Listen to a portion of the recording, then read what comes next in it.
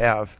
Even, you know, one of the things people down here in the institutional part of our government, they think everybody's got to have a PhD and be an expert at this or that. And what I've seen so often in Americans, you just a little bit of common sense, and as you're saying, you take that ingenuity and that can-do spirit and just get the red tape and the government chains off of them and let them start to solve their problems. And what we see now is, you know, you and I, at the beginning of '09, we saw unemployment at, what, just under 8%?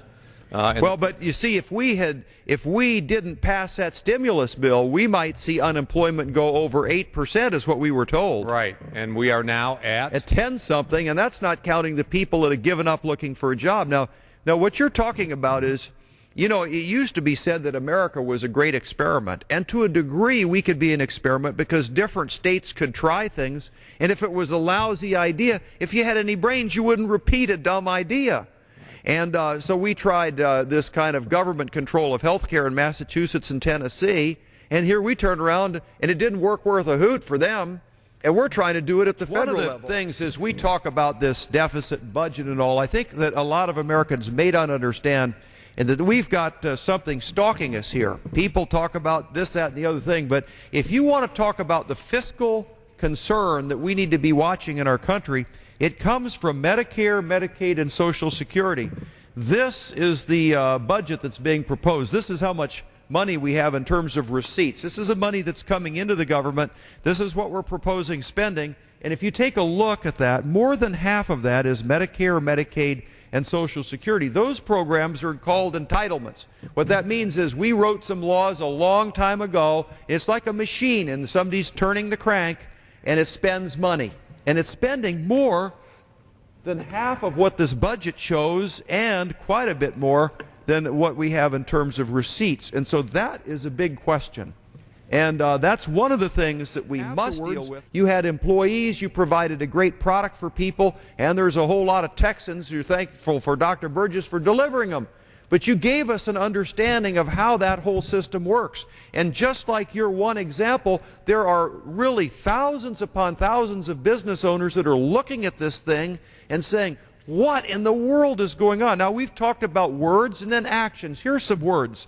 But families across the country are tightening their belts and making tough decisions. The federal government should do the same. Hey, that sounds pretty good. That's what you were just talking about, Doctor, that families have to tighten their belts and take a good look and make choices between one thing and another. Congressman Bishop just made a brilliant explanation of why the federal government is making lousy choices. Not only are we spending too much, taxing too much, borrowing too much, we're also doing it for the wrong reasons. And that just doesn't make a whole lot of sense. I'm talking a little bit about the bureaucracy and the need to return to federalism. Well, you know, and let me yield. If it's all right, if you take a look at what's happened over the last 50 years, this government down here has just grown like Topsy. For a while, you and I were in the majority, and we passed some conservative bills, and we did the best we could. They were mostly blocked by senators.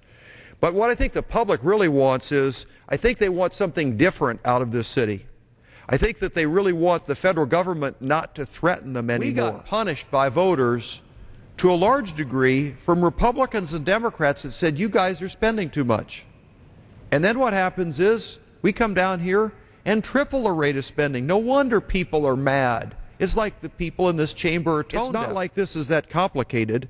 You have to be too bright to say, if you want jobs, you got to have some company that's going to provide the jobs.